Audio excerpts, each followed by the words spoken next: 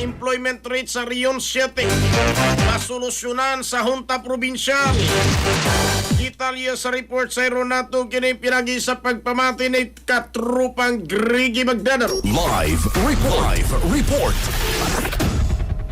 Yes, gawag karon sa Sagunian Panlalawigan kon 17th SP diya mismo sa Junta Provincial ang Department of Labor Employment kon DOLI 7 sa pag-initiate karon og mga lakang aron masolusyonan ang unemployment rate diri mismo sa Region 7 o partikular na sa Central Visayas. Ang sagutan nga resolusyon gipangamanan karon ni 6th District Board Member Dason Larins Lagon alang sa usab sa isgutan nga paghatag og solusyon sa unemployment diri mismo sa Region 7.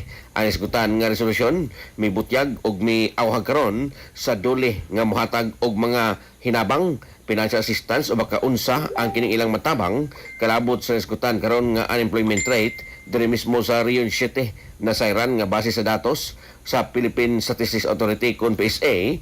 Ang kini karong unemployment rate diri mismo sa Central Visayas miubos pagyud ngadto sa 63.9% sa tuig 2025 kumpara sa 64.7 ngadtong tuig 2024.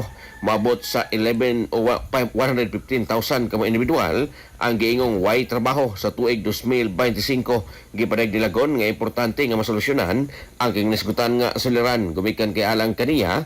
Importante gyud ang trabaho usab ngadto sa tuang mga kaigsuonan gumikan kay usab kini ang magsilbi nga ilang giya sa ilang kaharuhay sa ilang tagstagsa ka mga kinabuhi di magsilbi matod pa kung galim ganing kini magpadayon gumikan kay makadaot kini sa pamilya lakip na usab sa ekonomiya diri mismo sa rehiyon. Sa ato mga katropa diha nga nakalubog og naghanap ang pananaw inom kanunay og Vision X Plus of gel capsule gumikan kay kini kumpleto sa mga phytonutrients nga mapektar sa to mga mata aduna kini lutein, beta carotene, vitamin E ug zeaxanthin alang sa Pilipino para sa Pilipinas. Kaya katropa Gregi Magdaro XFM News.